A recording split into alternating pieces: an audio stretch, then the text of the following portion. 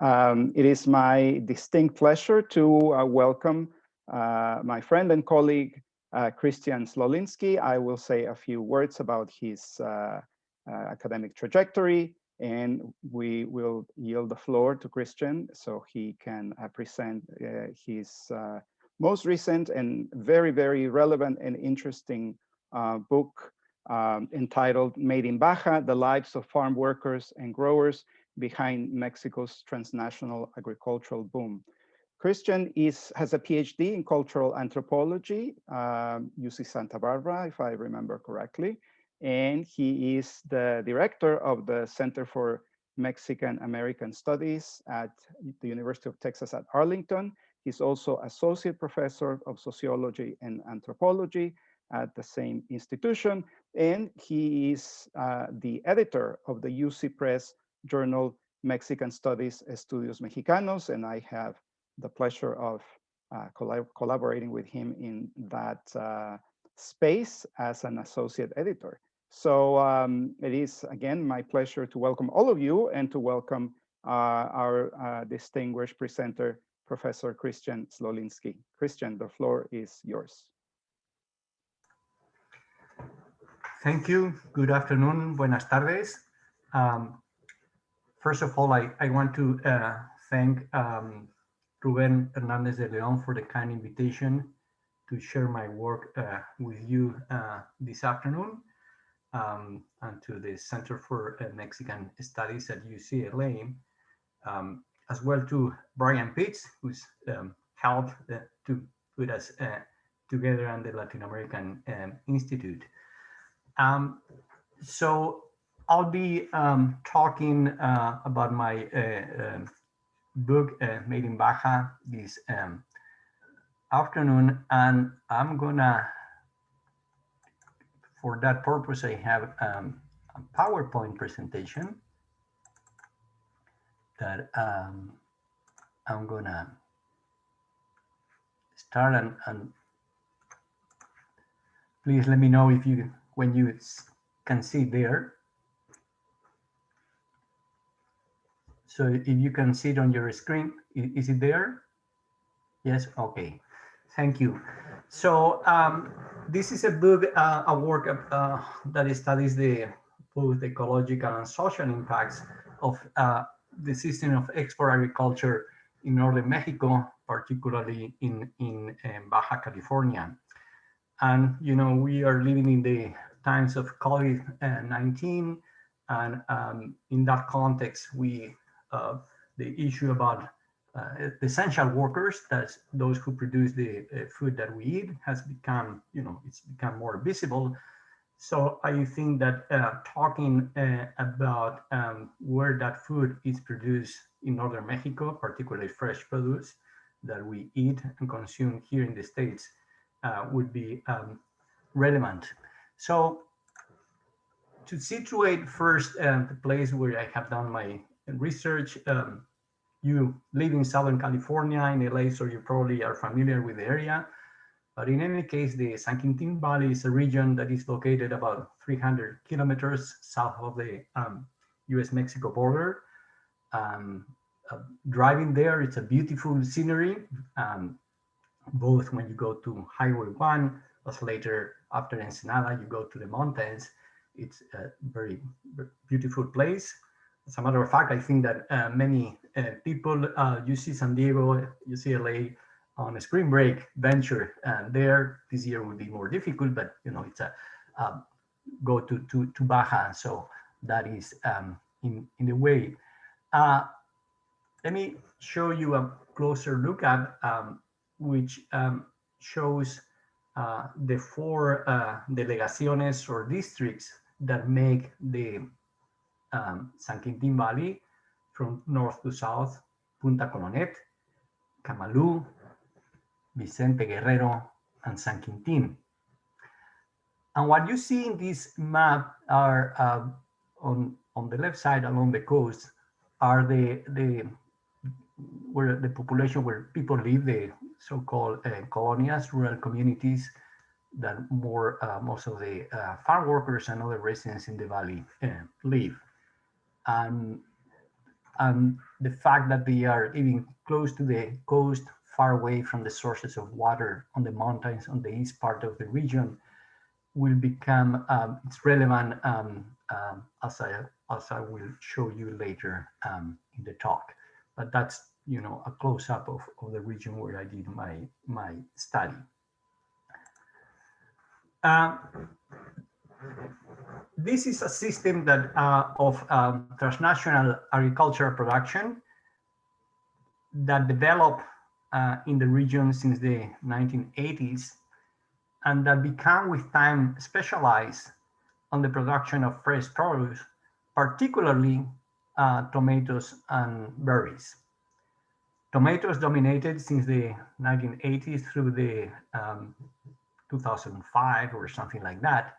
And then berries, both conventional and organic berries, started to grow up and take more and more land, especially since large transnational corporations set up roots in the region.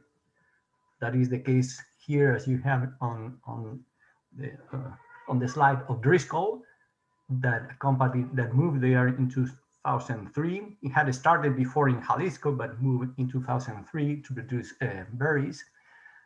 So with time, this became a model dominated by large corporations, which was not the case before. Before you had many local farmers and mid-sized companies, but with time they were displaced by these large companies.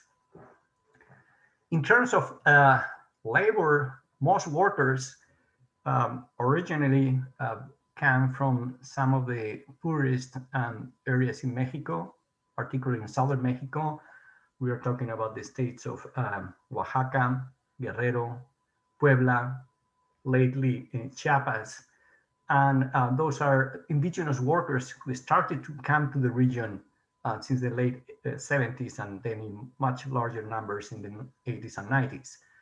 The Mystics were the first to arrive in large numbers, and later you will have Triquis and Zapotecs coming to populate the region and looking for job opportunities that were expanding there. And from the onset, I have to point out that water historically has been the most important limiting production factor for agriculture. This is one of the most arid regions in Mexico that receives very little rain. And the Mexican government, since centuries ago, since independence, wanted to populate the region and develop commercial agriculture, but always battle or face the scarcity of water. Okay, and that changed started to change in the 70s and 80s when commercial agriculture began to take a root in the region. So in the book, what I do, or some of the key goals that I address in my book, is first to analyze, deconstruct, discuss the workplace regime of export agriculture, and to look at what has been the changes in the production system and labor arrangements that this model of export agriculture has brought, and what has been the impact on the workers that are employed in this sector. I also examine and address the question of what I call the political ecology that allow and propel the production of water-intense crops, because berries and tomatoes demand a lot of water, not just a lot of quantity of water, but quality of water, in one of the most arid regions in Mexico. How do you explain that? What were the factors that led to that situation and to that system? And also, in the book, I document the effects of this export agriculture, both on indigenous farm workers in the workplace, but also in the local communities where they have been settling since the 1980s and building their own local communities or colonias. So my book, as I'm an anthropologist and ethnographer, I want to look at their lives, understand their lives, not just as workers, but also as resident citizens of these regions, of this region and settlers. So in today's talk, I want to touch on three parts of the book, or three themes that I discussed throughout the book. First, I want to say a few words about the labor regime that prevails in this agro-export enclave. The San Quintín Valley has become perhaps the most technologically advanced and one of the most productive agro-export enclaves in Mexico. Number two, I want to address and talk a little bit about the experience of workers beyond the workplace as settlers and what has been that like for them. And number three, I want to address this issue of the ecological and social impacts of growing these crops in this arid region and how it has impacted the communities there. My presentation today is going to be more descriptive in nature. I won't get into much theoretical analysis, but just to give you a sense of what the book is about and some of the things that I cover throughout. So I want to start here with describing the production system that has developed in the region. And I start with the concept of David Harvey's, the technological fetishism, if that's how you pronounce it. That basically is the idea that the logic of capital accumulation leads to technological fixes, as he called it, that are decoupled from their environmental and social consequences. In other words, the logic of capital accumulation whenever faces a crisis is to come up with a technological innovation, so to keep the system going regardless of their social and ecological impacts. And I think that that's a good concept to get started in this discussion, because what happened in San Quintín is when commercial agriculture arrived in the 1980s, they started to, unlike California, where you live, that there is an irrigation system and infrastructure, agriculture and horticultural production in San Quintín depends on the watershed, on the water in the subsuelo, on the aquifer. And so commercial agriculture and the companies started to use the water of the watershed through water wells, doing developing and water wells throughout the region and using water in a very intensive fashion.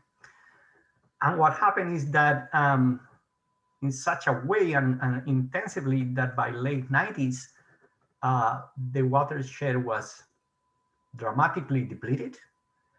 Many of the water wells were dry. Many others had water, but was too salinated to be used for these crops. And so at that point, at that time, many people thought that that was the end of the valley and they knew it. But these transnational corporations decided to invest in technological innovations to address that problem. And they did that by what I call it these two twin technologies, which are desalination plants and greenhouses. Desalination plants allows you to grow more produce per area of land, but also to grow that under controlled environmental conditions, and to more germane to the discussion here, to make a much better optimum use of, this is greenhouse production of water. So in greenhouses, you can control and optimize the use of water. And so what they did was to build desalination plants to treat that water of the water wells and then grow the produce in greenhouses and shade houses. Just very much looking like the Mediterranean agriculture that you see that developed in southern Spain since the 1980s. And as a result of that, the landscape of the region changed dramatically. there was a transition from open field to indoor agriculture, what is called indoor agriculture. That can be, either greenhouse or shed house. And the pictures here show you how much of the valley looks like today, with this covered indoor agriculture system. The picture there, you see workers in a tomato greenhouse that I took during my field work there. And I refer that to agricultural technoscapes that transform completely the landscape of this region. That system brought what I call a new labor regime, those two twin technologies, in a number of ways. Well, first of all, it did allow the year production of fresh produce. That is, it extended the window during which you can grow those crops.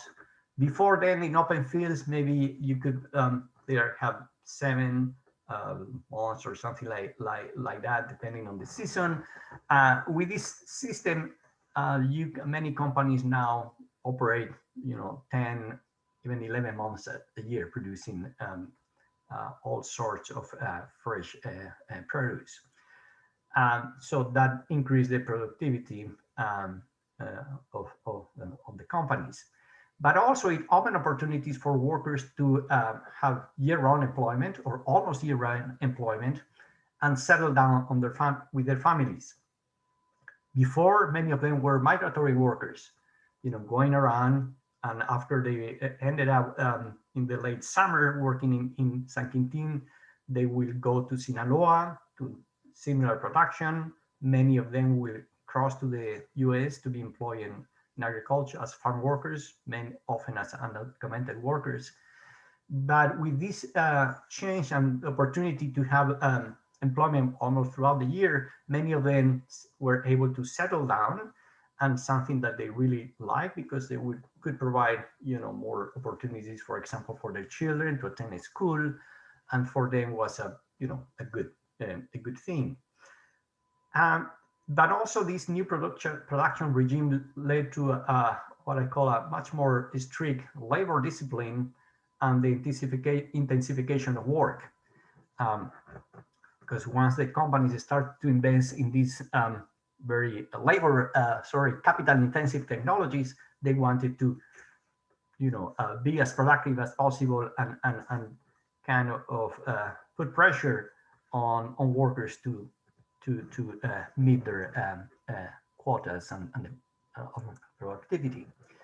So one of the ways they did that was through what I call the good agricultural practices, or GAP.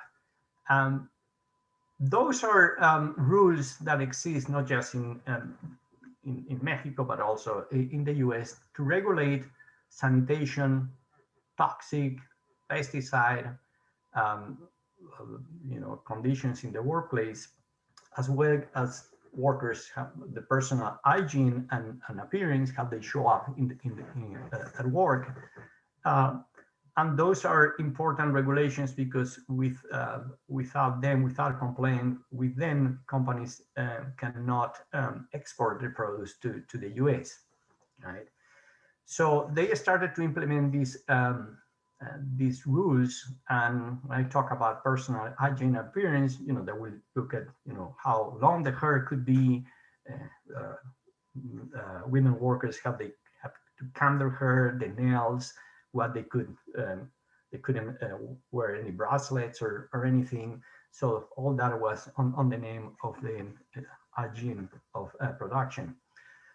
But along that, what companies did was also use that as to institute what they call a quality policy, in which instead of trying to, in which the emphasis was in increasing the quality production, and to instill in workers the values of efficiency, productivity, and individual responsibility. In other words, to, as I say in Mexico, ponerse la camiseta de la compañía, assume the identity of the company, be loyal to the company, and work as hard as possible, often under the for the system. And so they brought this philosophy to the workplace. So as a result, what I say there here, Gab, created a new workplace regime with intense surveillance and labor control, particularly in indoor agriculture. The pressure is there to be as efficient as possible. Here you have the picture. Verimex is the subsidiary of Driscoll in Mexico. And then Monsanto, they are also moved to the region to produce seeds and in a large extension of land. And the result of this new quality policy was show up in workers. And I want to show you the quote of one of the workers, Esther Chavez, how it felt to be in this context in the workplace. And so this is a quote. She was working for Monsanto, and that's how she will describe the companies that will give workshops on a daily basis to workers to absorb these values.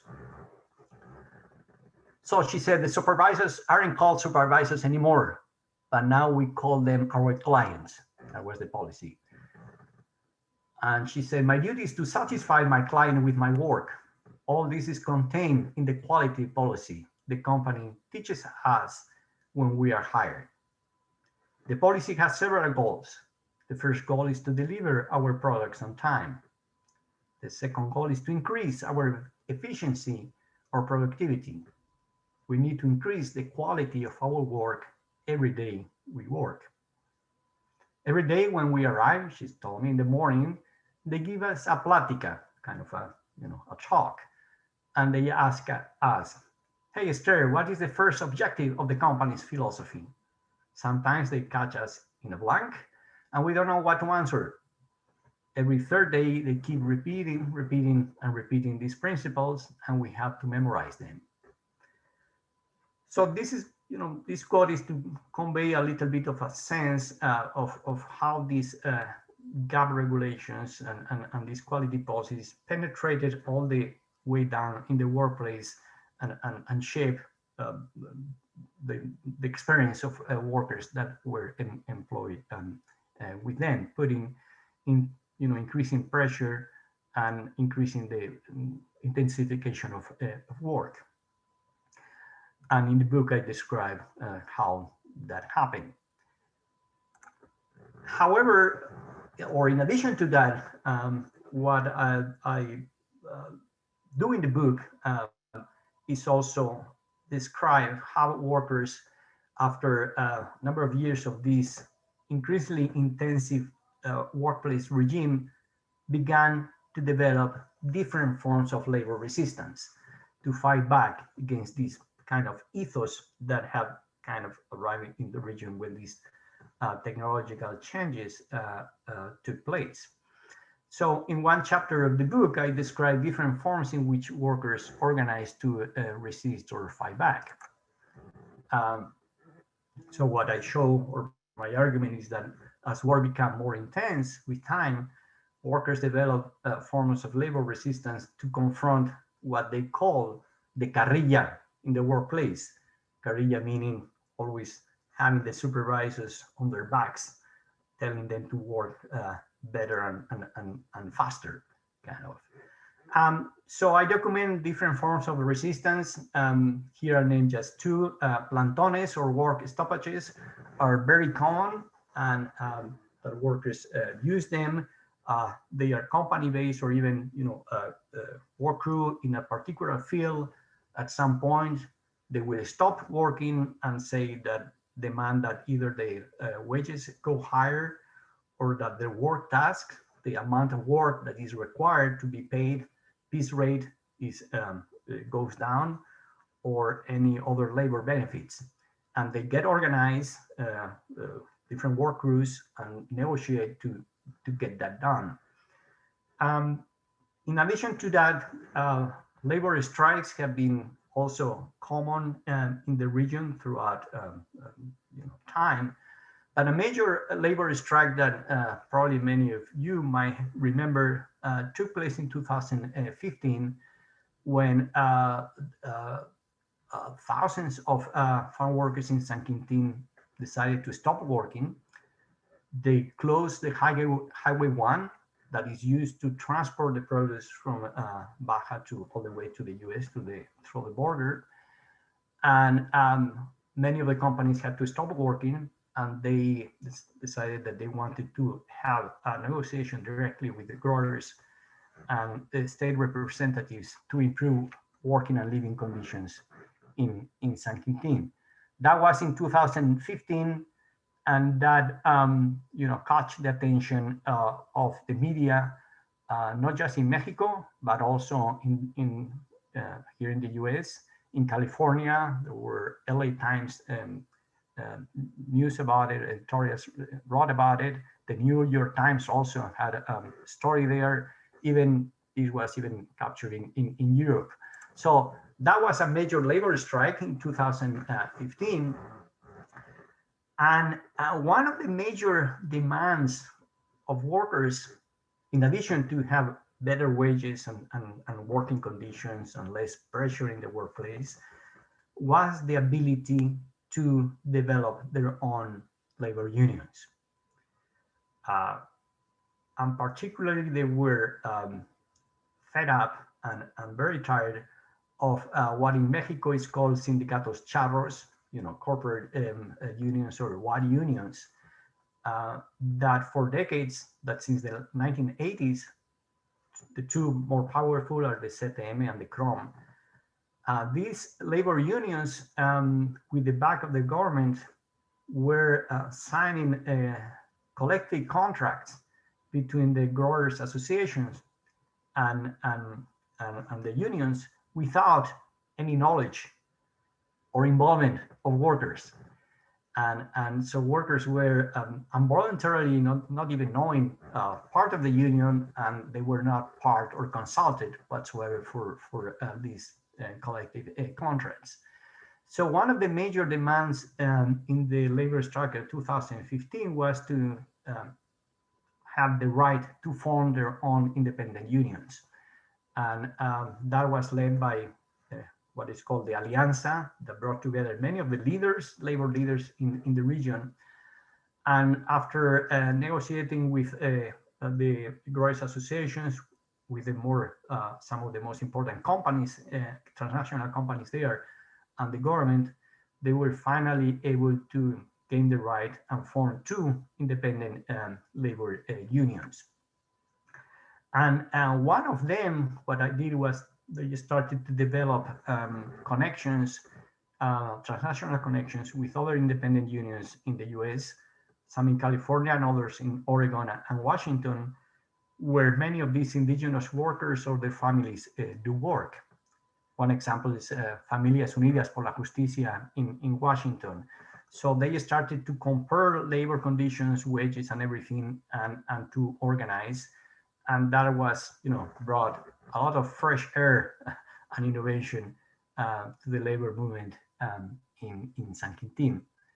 Here is a picture of one of the major leaders, Justino Herrera, who has been there for many decades in San Quintín.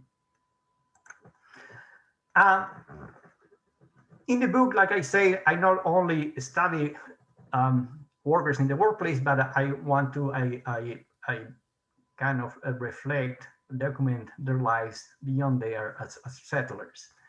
And one of the things that came as a result of this system of export agriculture that produced almost year-round, like I said, was the ability for them to settle down in the region. Many of them were, like I said, temporary workers, and as such, they used to live in labor camps. With this new system of production, they were able to move to colonias to build their own homes, often with their own hands, in scratch, but develop and have much more freedom and independence.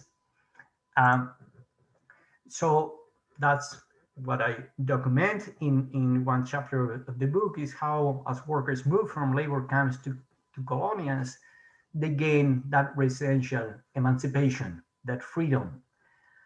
And that I describe that as a process of placemaking, one by which they develop a sense of belonging, a sense of attachment to the land. Many again coming from southern Mexico, many from Oaxaca, will see San Quintín as their new home, as a place of hope, as a place in which they could offer better opportunities for the children, as a place where they could finally have some stability and have their own homes and have control of their own lives. So that was a very important experience for many of them. Here in the picture, I show how they would come together to celebrate children's birthday parties and other social occasions. The picture down is in another colonia where workers will get together and build a community center to have their meetings and social celebrations. So I describe this as a collective experience that infused farm workers and their families a very important sense of freedom, of pride, and hope. Pride because they themselves, with very little help from the government, were able to develop those communities. And it took a lot of hard work. They will do that, build their homes, literally speaking, after coming back from the fields. And it would take them many years to do that, one room at a time, and savings and working with their own hands. But in the end, they could see the fruits of the labor. And so that is kind of ingrained in many of the residents, especially those that arrived since the 1990s. And to show you that, I have a quote of one of the workers who arrived there in the early 90s, who will kind of describe, I think that captures that feeling well. His name, Agustin Mejia. So looking back, he lives in a colonia that is called Colonia Santa Fe. He said, "We felt we were working for something worthwhile. And despite all the sacrifices and missing many basic things, because there were very humble homes, we had our own lots and place. And we began to love this land, to love our small parcels, our own homes, even though they were humble. We told ourselves that this was ours and nobody would take it away from us. And little by little, we started to get ahead. Little by little, we began to see the results of our efforts, even if it took a long time." So that is to convey what I saw, that sense of accomplishment that many farm workers, especially the old timers, had about what they had done after many years of living in the region. So I do capture that in the book, but building new rural communities didn't took a high toll on them. Okay, because like I say here, settling down came with a high price, as workers must provide their own housing. Before, companies would put them in labor camps, but now the responsibility shifts to the workers and their families, and to the government to provide their services to these new colonias. So workers have to build their own homes, very humble, as you can see in this picture, cardboard, plastic, whatever they could put their hands on. But also they will have to mobilize in the colonias and ask the government to bring the basic public services. These colonias, many of them didn't have electricity, water, no schools, no payment. So they will have to press the government, negotiate to start bringing some of those basic services to their communities. And often at the heart of that social organization, community organizing, community mobilizing, were women, who were the heart of lot of those efforts in most of the colonias that developed over time. So I showed that in the book, and I also show how with time, many workers started to become engaged in new forms of labor migration. So let me take briefly a step back. When job opportunities become more stable, many workers will settle down, and some they will combine working in San Quintín with labor migration, sometimes to other regions in Mexico, other times to the US, particularly California. But when they have to be invested in building their homes, often they will stay put there. But with time, and with this new very strict labor regime, and the fact that wages didn't go up, and the increased cost of living, living in the border and housing, many of the workers felt pressure to look for alternative forms of labor migration. With the militarization of the border, it was very difficult, risky, and costly to go back and forth to California. And but after a while, many of these workers started to be recruited by U.S. companies and growers under the H-2A program, which allow companies to bring workers from Mexico and other countries as temporary laborers for between 3 months, 9 or up to months a year.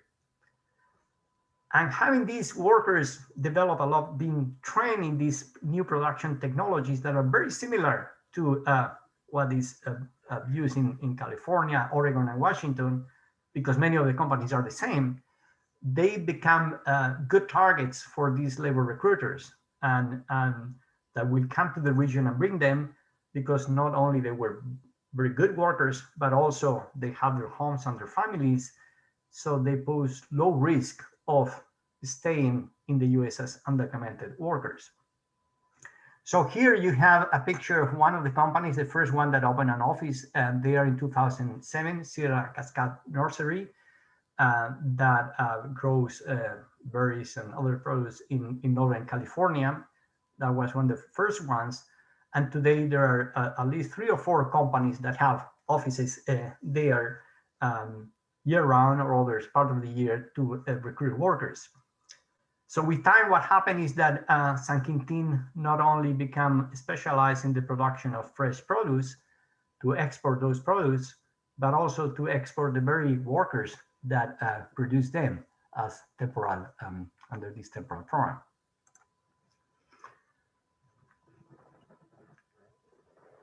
Last, I want to briefly touch on the ecological consequences of growing these export crops in this region. As I said before, many of the companies started to invest in desalination technologies and plants because the water had become too salty and to grow these very these crops that require a lot of high quality water. So here you have a picture of tap desalination technologies. Some companies have large desalination plants, others have smaller ones. And then the water is put in the what is called water reservoirs that you have in the picture down. And that water is used to to feed the crops normally in those greenhouses. This liquid is highly valuable. You cannot enter these water reservoirs. They are protected, and they look like true oases in the middle of such a very arid region. And they weren't there again. They developed since the early 2000s, again changing the landscape configuration in the region.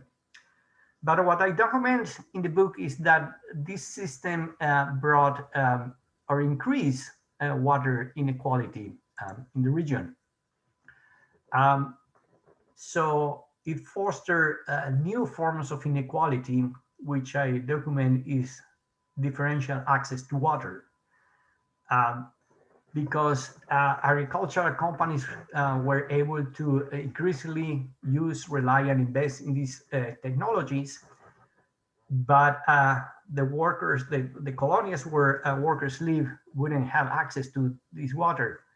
In fact, the intensive use of water for export agriculture further depleted the water wells that are used to provide water to the colonies where residents live.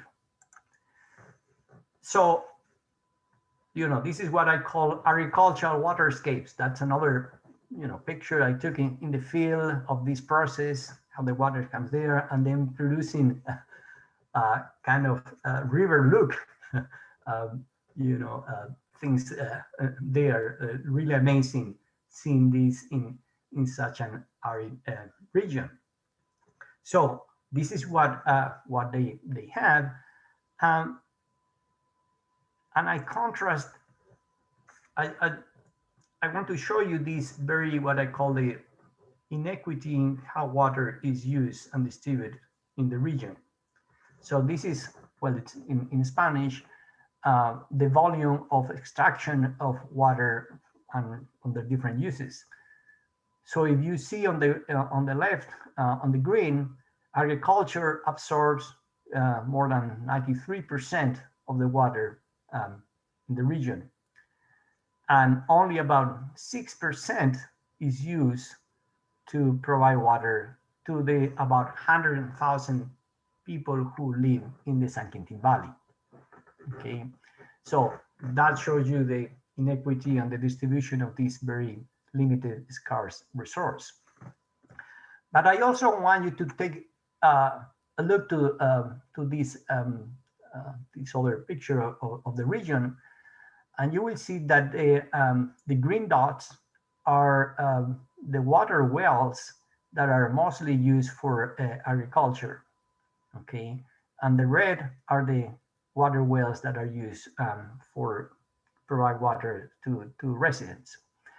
And so what happened is that as water became more scarce, many of the large companies, well, actually the little water that comes from rain, it rains in the mountain, in the San Pedro Martin mountain, and then goes underneath and then flows all the way down to the wells. What happened is many of these companies started to build aqueducts to gather the water from the origin of the San Pedro Martir to get them directly to their fields. Often, hundreds of kilometers moving water from one aquifer to other, which is not allowed by Mexican law, but they were doing that anyways. And in so doing, they were preventing the water to flow down to the water wells or the colonies where workers live. So that made this problem of water scarcity even worse. And so what happened is that, well, you have these agricultural waterscapes. You have what I call colonial ariscapes, in the sense that water became even less a common resource in the districts where people live. This is some of the colonies, how they look like, and this is how farm workers often transport themselves by bike or walking. But this is what it looks like. Most of them don't have pavement. Many don't have pipe water. And those that have pipe water, it's not that they have water every day. Actually, what happens is with time, they receive less water. So normally it's 2 or 3 days a week, and only about 3-4 hours most a day, often in the evenings. So as a result of that, what I show in the book is the workers increasingly struggle to have access to water for their most basic household needs. Even those colonies that have pipe water, okay? So it became a very hard resource to get your hands on. I also document how in the region there are more than 60 desalination plants 2 years ago for agricultural use, but not a single one for human consumption. And so the inequality to access to water has generated what I call different forms of social unrest and what I call water riots, meaning that often many workers in the colonias and they will come together and go protest the government facilities to demand water to their places. And in fact, the strike in 2015, when workers were saying that they wanted better living conditions, they were mostly often referring also to access to water. So there were many water riots that preceded the labor strike of 2015 that shows how, this inequality in access to water. As a response of that, the government decided finally to come out with to invest in a desalination plant for human use with a large private multinational corporation. And they were supposed to open up that plant to deliver water to the colonias in 2017, but as of at least late last year, that plant hasn't started being functional yet. So here is a quote of someone who was reflecting about this water inequality that I met in one of these numerous meetings and protests of people in the colonias. He told me, there is an inequity in how water is distributed in the valley. I estimate that there are around 250,000 boxes of tomatoes being exported to the United States, and I see them as the equivalent of 250,000 boxes of water leaving the region without paying taxes. Meanwhile, as you could see, there are people who live here in the colonia who don't get water in their homes. So that conveys the feeling of many people who fell of this water insecurity and then turned them into protest. So this is another picture of a colonial, I call Arlyscapes. On the left, you see that's a house that have pipe water, but what I mean by pipe water is that they have to use the hose to get the water in, and then they fill these barrels to have water for the rest of the week, okay? And as you can see, everything is very arid, and they put the water and they often recycle them to make an optimum use of it. And here on the right, you have farm workers who eventually will go to Ensenada to protest and to demand San Quintín to have access to desalination plants. So this became a highly political issue. I think that I'm going to finish with some final thoughts, so we can open up for conversation. So what I argue is that export agriculture has created a new class of transnational farm workers who are trained in the skills of modern industrial agriculture. And so after decades of being trained, like I say, now they are also become transnational workers that are hired through this labor H2A labor program. But this system of export agriculture has also led to the extraction and transfer of limited water resources north of the border, or what, using an expression of scholars that specialize in the discussion of water, what I would call virtual water flows, meaning that that water is embedded in these fresh products that we consume here, and that's where the water is going and is being exported, is exploited, that limited resource there. And so my book raises questions about the long-term, both social and ecological sustainability of this intensive production regime that is very profitable for the companies that are there, but that have created opportunities for many workers and families, but also put them in a very hard spot. So I think that I'm gonna leave it there, not to probably have talked too much and gone over the time limit, but I think that then we can open it up now for your questions. So thank you. Thank you, Christian, very much. A very interesting presentation and a very comprehensive project as you look at many dimensions of the lives of workers and the impact of this transnational agricultural production system on the lives of people, but also on the environment. So I invite attendees to this webinar to post some questions. We have a little bit of time, so I'm going to start with it right away. So Christine Van Glasgow is asking, what has happened to these workers under COVID-19 conditions?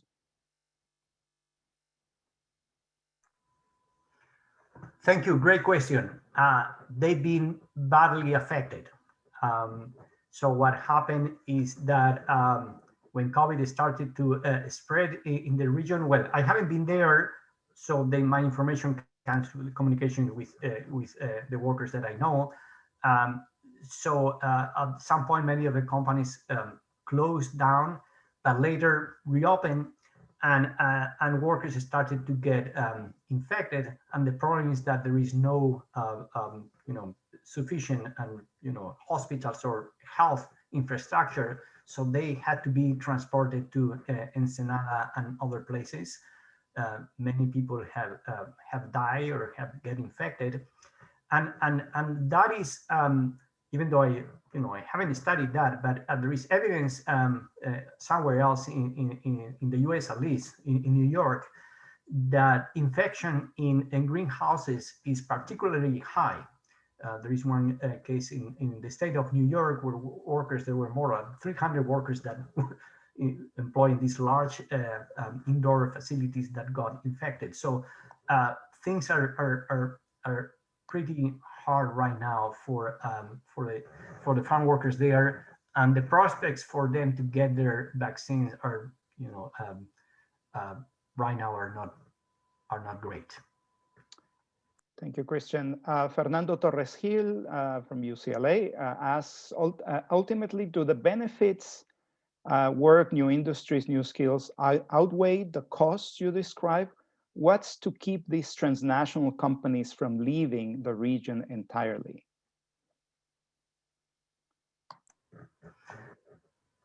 Well, good question.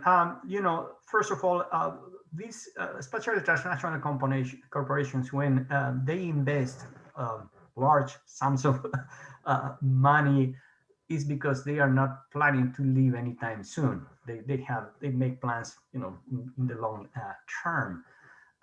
So you have to acknowledge on the one hand that the job opportunities have benefited workers, particularly those that are able to stay and stay put.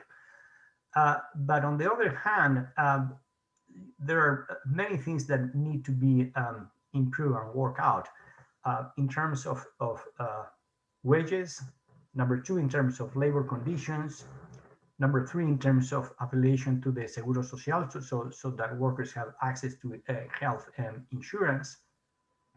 And number four, also in terms of control of the exploitation of water in the region, because companies are not paying for the water, and that's a very limited resource. So what is needed, I think, is more serious regulation by the government to make sure that that doesn't happen, and that this very profitable system of export agriculture filters better down to the workers and their communities, because the contrast has growing bigger with time, and that's very visible, very palpable.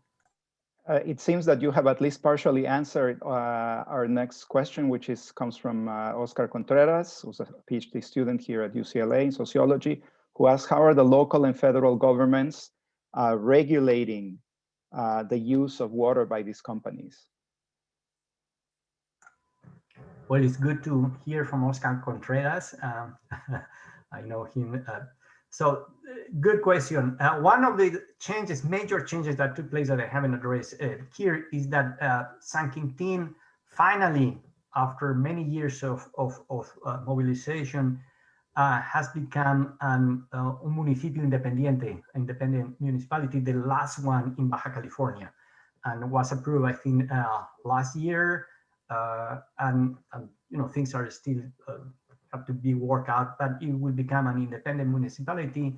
And the hope is that that will allow them to access more resources, but also have more control on how some of the natural resources are used, including water. So so far they have to push the state governments, who for many years in Baja has been the PAN, the right-wing PAN, that is always supportive of big agribusiness, and then the local governments. With being an independent municipio, I think that they might have more leverage to pressure them, but they will also have to, you know, I think, work with the federal government, because the water is a natural resource, and there are clear laws that are being violated in the use of water in San Quintín, because there is very little oversight of that. Thank you.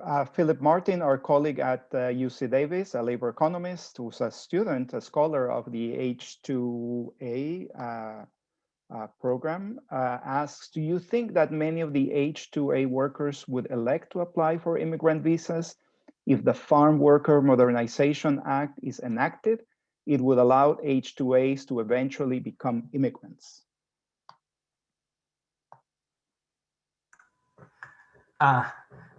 So my answer has to be speculative by default, right? And so, you know, I think that if what I've seen in the Valley is that with time, workers that go back and come back year after year, sometimes they start developing even relationships there, and they get to know their places. And if they feel and see that that might offer a better opportunity for their children, not so much for themselves, but for their children, they might want to do that.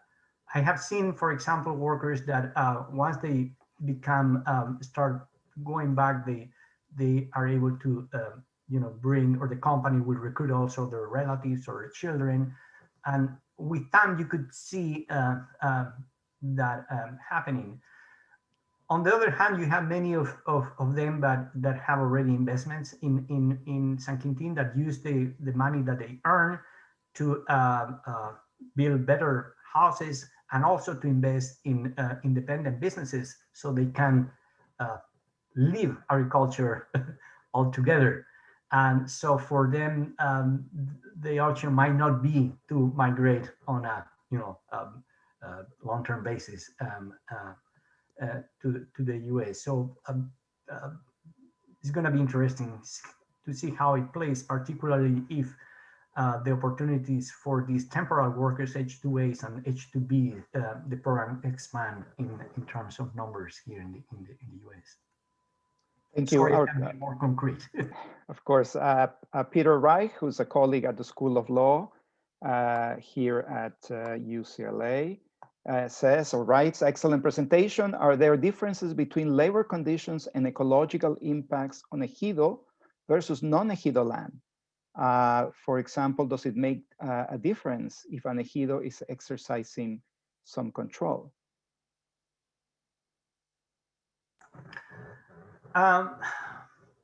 You know, for my knowledge on this region, the ejidos were never very hard, strong, sorry, here in the region compared to other parts in Mexico.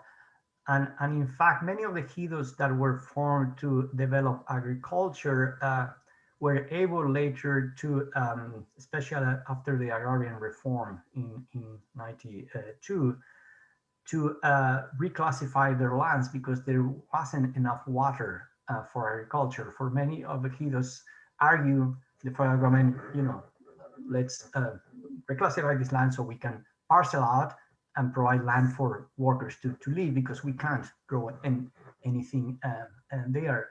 So, you know, and often ejidos don't have the resources to invest in any technologies to provide them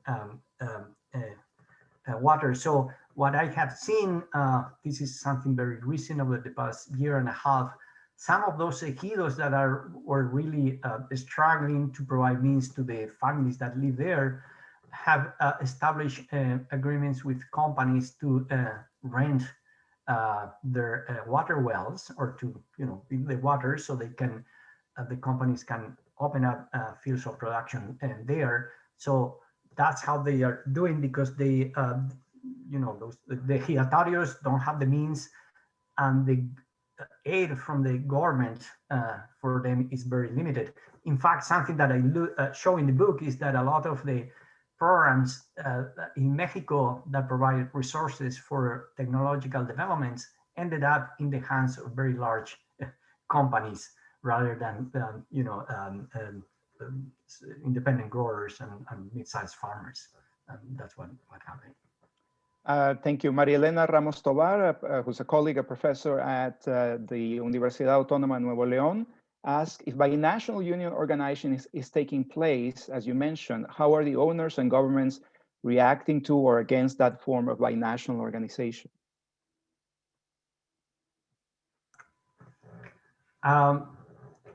So I guess that my answer has my answer is two parts. Well, yes, first, normally, at least, yeah, the companies don't like, you know, with these transnational links are established, and some of the traditional unions felt threatened, right? So what has happened in San Quintín is that after, you know, the big hope of these independent unions, they really couldn't get a lot of leverage there and sign many workers, because the growers associations and the companies were still favoring the traditional unions, and providing them the ability to renew their contracts on their behalf. Now, as for the state of the Mexican government goes, as you know, AMLO approved a labor reform, I think it was about a year and a half ago or so. And within that, there is something to open up and increase, enhance, support the formation of independent unions. And so a number of people, not just in you know, agriculture, but in other sectors, think that might open up some spaces to finally, if not break down, undermine the power of these traditional sindicatos charros. But that remains to be seen. You know, one thing is what the new law says, but you know, these traditional unions have revealed that they have tremendous power to keep you know, their hands in hold of in many of these sectors. And this is our final question. You partially, I think, answered that question already. Ruben Tapia is asking, are there being any responses on the workers' demands under the AMLO government? You sort of partially, I don't know if you want to expand a little bit more, or is there anything that you want to add to your answer? To be honest, I don't know. You know, the law is relatively recent. I wasn't able to go to the region last summer because of the COVID restrictions, so I don't have a strong feeling of what's going on. But what I have captured is one is still the power of these all labor unions that you know, don't disappear and not going to disappear anytime soon, and the struggles of these other independent unions to get support. But also on COVID-19 times, the priorities have shifted, right? And many of the workers are first priorities to, you know, have an income to sustain their families, but also to keep their health. So it's a pretty tough situation right now for many of them. And you know, the H-2A program for many is it's a very good option if they can do it. So we'll see how it plays out, this thing of the ability to, you know, really strengthen these independent labor unions. Sorry, I can't answer more, be more concrete. Thank you very much, Christian. I think that you know, you're getting kudos from our audience. There, you know, people are writing very impressive presentation. Thank you very much. Very illuminating.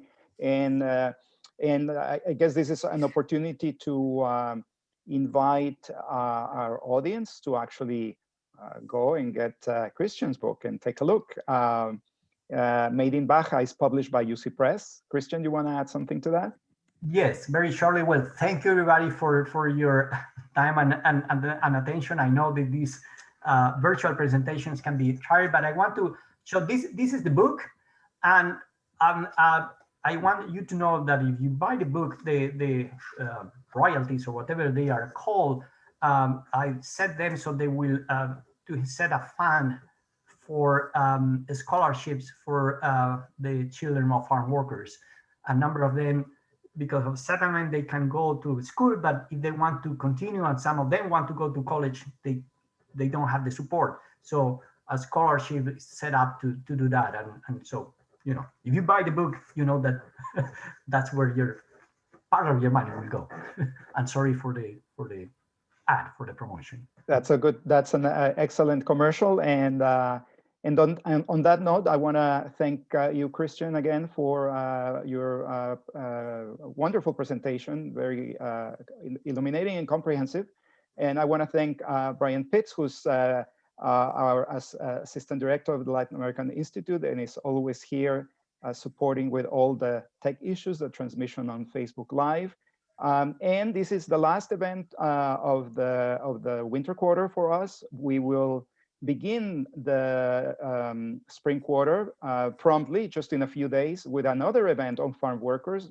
This will be a presentation on the experiences, the lives, the conditions that H-2A workers experience in the United States by well-known activist and journalist David Bacon, followed by a response from David Trury, who's a professor at James Madison University. So stay tuned for the events organized by the Center for Mexican Studies and the Latin American Institute. Thank you very much.